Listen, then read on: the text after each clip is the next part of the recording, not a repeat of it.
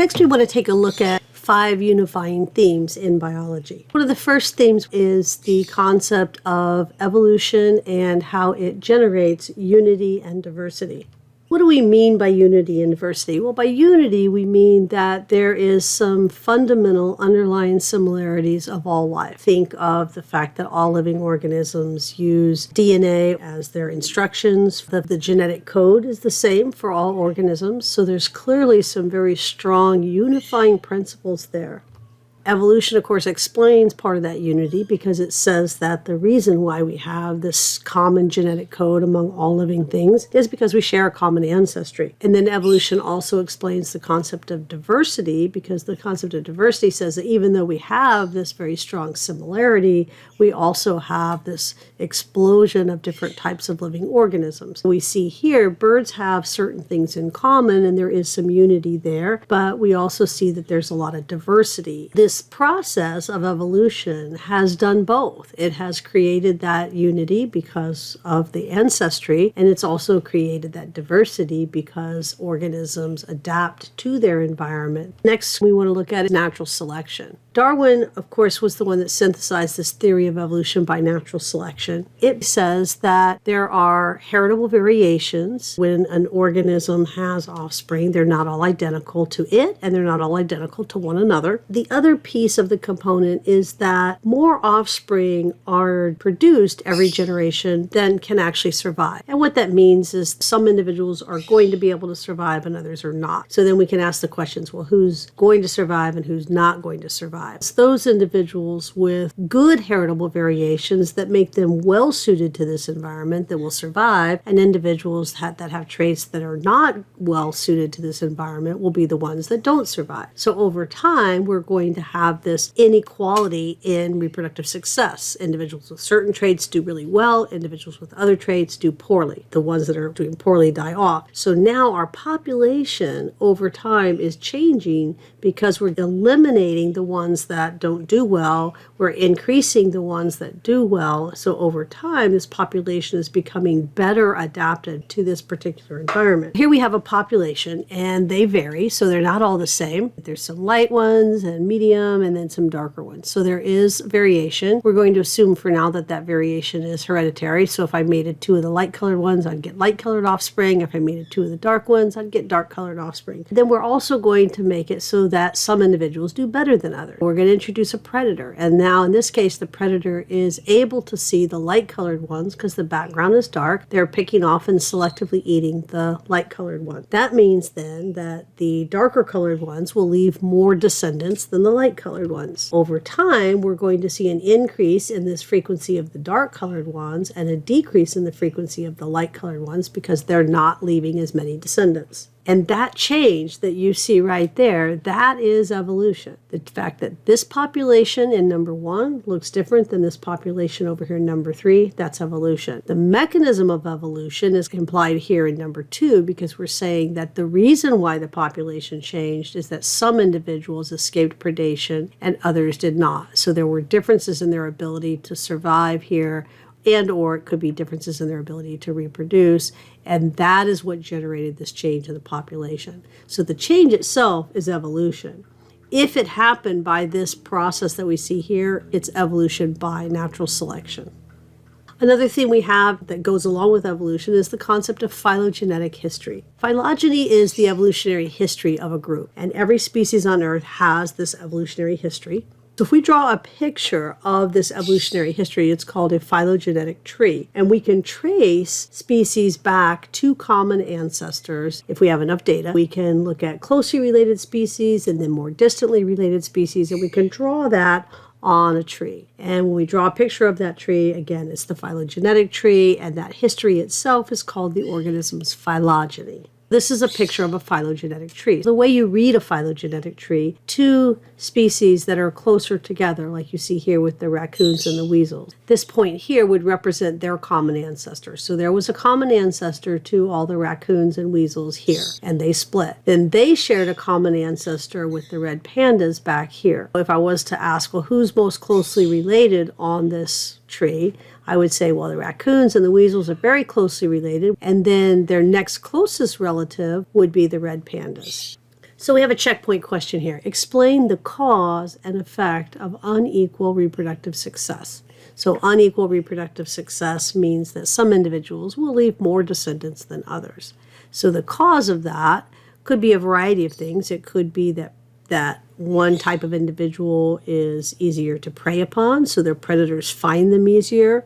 And there can be other things, obviously, that could generate differences in reproductive success.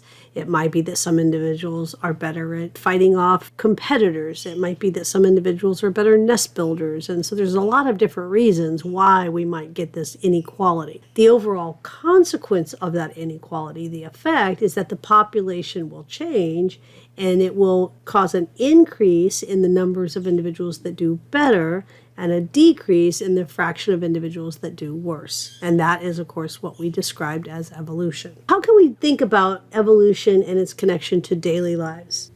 Evolutionary biology has been very useful in medicine, conservation, agriculture. If you were to go online and search COVID, you would see that, for instance, when they first tried to figure out where COVID first came from, when it made the jump to humans, they used evolution to understand that. They looked at DNA sequences and tried to figure out what was the ancestor, so building one of those phylogenetic trees to the COVID virus. You can use a phylogenetic tree in a little bit different way where you can track where it may have come in. Use something very similar to that phylogenetic tree to ask questions about when it first came to the U.S. Where was our first case? They've done that with HIV as well. We've certainly used evolutionary biology to understand a little bit more about conservation. Understanding how species interact with one another is clearly very important to make conservation work correctly. We've definitely used an artificial selection where we have bred livestock and crops to give us the traits that we want. So we have been acting as the selective agent, getting crops with higher yield, selective breeding of agriculture. And also if you look at dog breeds and horse breeds, and we've definitely done a lot of selective breeding there. Probably the most on dogs as any others. There's a video that I often will show that talks about the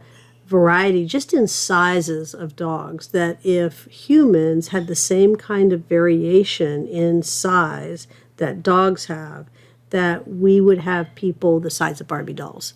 Artificial selections allowed us to take these species and change them to where they look very different today. This checkpoint question asks us to explain how humans are the agents of both artificial selection and natural selection. We are agents, of course, of artificial selection, again, in agriculture, domestication of species, creation of lots of different breeds. Usually with artificial selection, we're looking at a type of selection that was intentional. We had a goal in mind. We wanted corn that had more oil in it. We selected the corn with the highest oil yield, and we kept doing that until we drastically increased the average oil content in corn. We had a goal in mind and we intentionally bred for that. That's considered artificial selection. Now, natural selection is typically just going to be something that's less goal-oriented, less directed. We go in and we change the environment around us. We develop areas. We change landscapes. We build golf courses. We didn't go in with the intention of driving species out or making species change because we wanted to live there or to use that piece of land, but it happened. In that particular aspect, we might be considered part of the natural selection process. We change the environment just maybe the same way a beaver might change its environment. And that then had a cascading effect on other species that live in that area. Another core theme in biology is the idea of how does information flow. When we look at living organisms, clearly using information and transmitting that information is incredibly important. DNA is the primary molecule for this. And DNA transfers information in two important ways.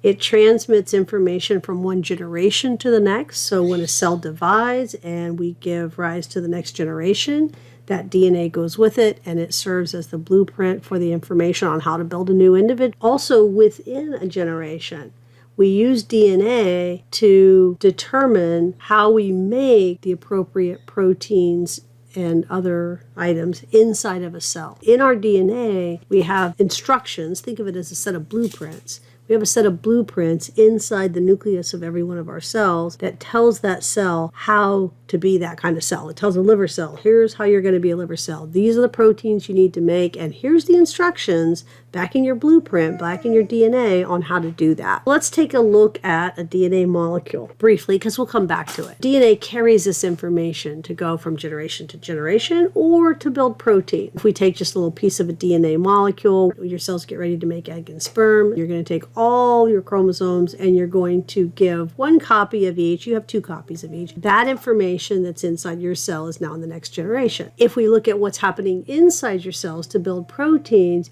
your cell uses this coded language here, these series of A's, T's, G's, and C's, to build the proteins you need. That is encoded in these letters here. This diagram shows us that flow of information. We have along each one of your chromosomes, you'll have sections called genes, and genes typically have a set of instructions for a particular protein. We'll make a transcript, we call it, of this particular gene. We'll transcribe it into a RNA, and then we'll take that RNA and we'll build a protein with it.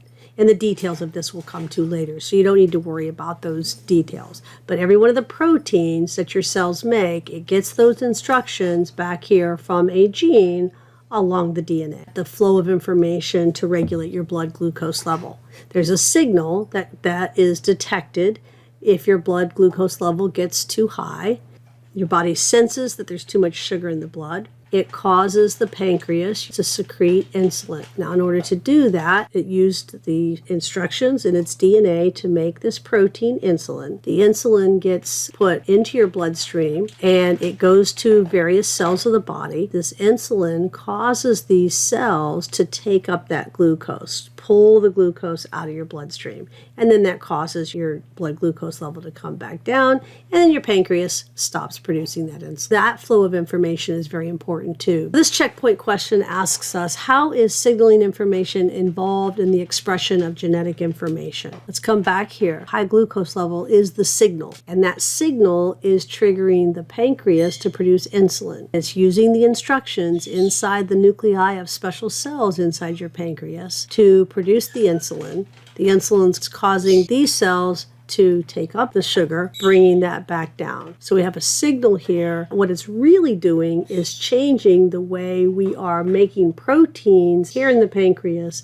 which is regulating. Another important theme in biology is that structure and function are going to be interrelated. What function something needs to accomplish will be related to its structure. Clearly, the wing structure of a bird is very different than our forelimb, and it's designed for flight. The feathers have characteristics about them that enable flight. Birds have hollow bones, which makes them lighter and more able to fly. The fact that they perform this particular function dictates a lot of their structure. And sometimes the individual structure will also partly dictate the function. They're very interrelated. It's not a one-way street. Structure can influence function, and function can influence structure.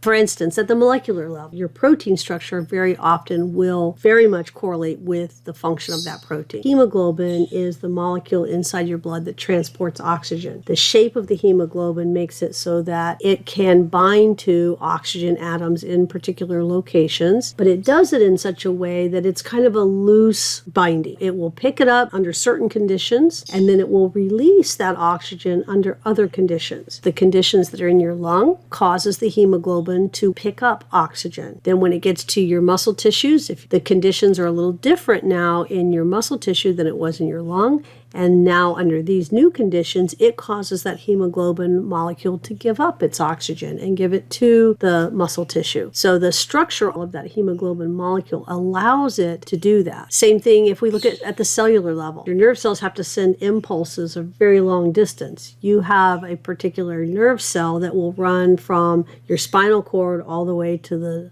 tip of your toe. There's an extension on this cell that runs that link. So that cell looks very, very different than one of the very short, small, flat cells that are on your skin. The shape and type of cell will very much dictate its function and vice versa. So a checkpoint question asks you to just think about, look at your hand and think about it and explain how its structure supports its function. So if you look at your hand, one of the things you notice is bring your thumb over to your other fingers. That's a grasp. And that ability to have that opposable thumb that allows you to do that, of course, is one of the things that allows us to use tools and all sorts of stuff. Now, one of the things to think about is think about the way your fingers would do if you were going to grab like a baseball and throw it. So when you do that, you're sort of pinching that together. That type of grip is a lot stronger but less precise than imagine what your fingers do when you go to grab a pen or a pencil and you're writing. That's a real different type of a grip, but your hand allows those different types of grip and the functions that go along with them. Another one of the major themes in biology is the transfer of matter and energy. So energy flows through an ecosystem in one direction. It doesn't cycle. It comes in as sunlight. Plants convert that sunlight into chemical energy, and then that's passed on to consumers like us, and then it exits as heat. Matter, on the other hand, is actually something that cycles. So when we think of matter, we'll think of things like nitrogen and carbon and hydrogen. So we'll think of the different elements that are there. So we have matter and we have energy. Energy goes one direction. Matter tends to cycle. So if you were to look at the carbon that is in a leaf, okay, the carbon atoms are in that leaf. You eat those carbon atoms. They become part of your body. Then something eats you, and those carbon atoms become part of that animal's body.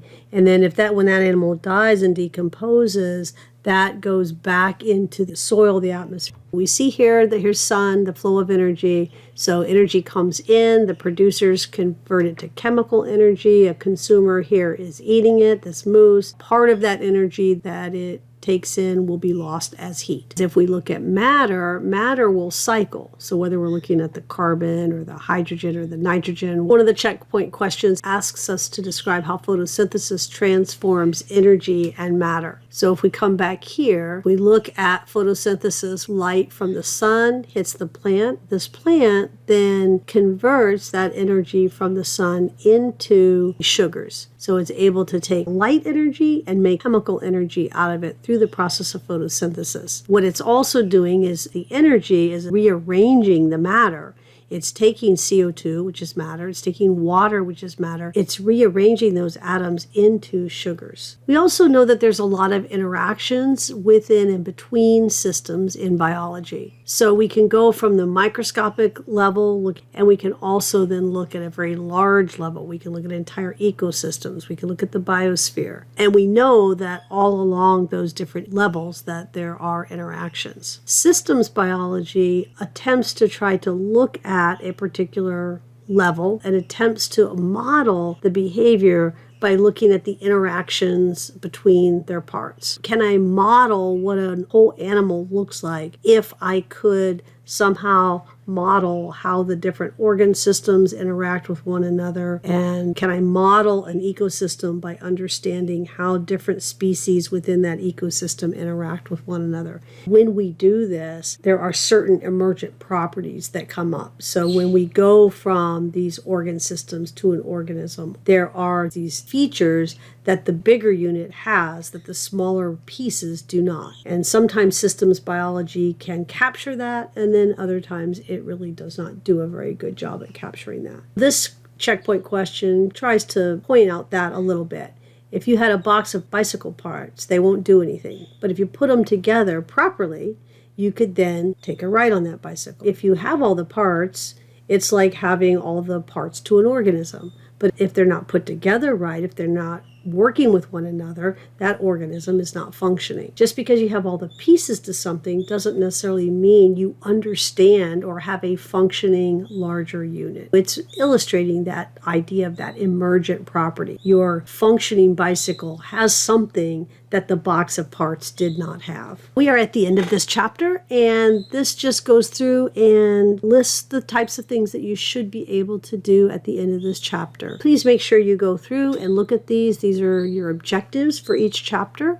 Here is something to kind of help you think about some of the major concepts in the chapter. It gives you a diagram for you to fill in. This is really a good tool if you can make diagrams like this for yourself to understand how things interconnect. I want to encourage you to try to study this way. A lot of times we try to study with flashcards, and flashcards are great for learning terms. The problem with that mode of learning, though, is it kind of makes us learn things as isolated entities, and as we've just said, they're not. They're all interconnected. So if you do use flashcards, you might want to think about laying them out and arranging them in ways to say, how do these pieces fit together? If I have a definition here, how does this definition relate to other definitions? So let's go through this one together. So here we know biology is the study of life. How has life changed? Well, life changes through the process of evolution. And then if we look over here, it's asking us right here, what is the mechanism of evolution? If we look at one of the mechanisms of evolution, remember that was natural selection. We know that evolution depends on the genetic code, and it also accounts for the diversity of life. So remember, this is the unity piece right here, and this is the diversity piece, and both of those are tied to evolution. We also know that the genetic code is evidence for the unity of life right here, and also accounts for the unity of life. We also see that natural selection leads to diversity, because we said that it's adaptations of different organisms that lead to this diversity. Let's take a look at this figure for a minute, because I think especially for lab, and then also for looking at any sort of data you might see in a scientific paper or in your book, it's important to know how to read graphs. In this case, we're looking at the average time it took an animal to complete a maze over time. We see that they start off the same. The blue line, it takes them a lot less time to complete the maze on, say, day 3 than it did on day 2, and even less time on day 4, even less time on day 5. So this would represent what we would imagine is this animal is learning going through a maze. The red line is representing if you give them no reward. So they go through the maze, but you don't give them a treat at the end. And then the blue line would be representing what happens if you do give them a reward. In this case, our dependent variable is the food reward and the no food reward. So think of experimental and control here. And then usually our dependent variable, if we're plotting X and Y, is often here on our Y-axis. We gave them a food reward, we tested them on different days, and then asked how long it took them to learn a maze. So we wanted to compare animals that got a food reward to those that didn't.